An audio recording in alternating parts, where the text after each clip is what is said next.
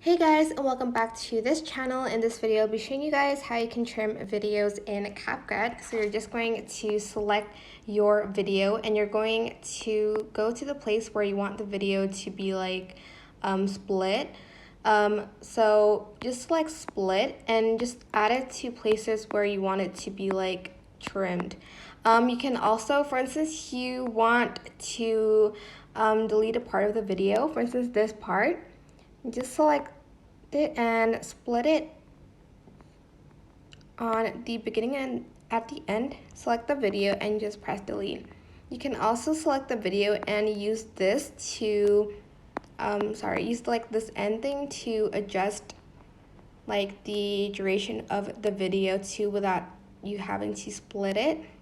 But yeah, that is pretty much it really. I hope this tutorial was helpful for you guys.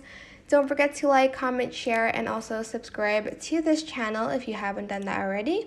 If you have any questions, just leave it in the comment section down below, and I will try my best to answer them all. If you found this helpful, please click the thanks button above the description box down below.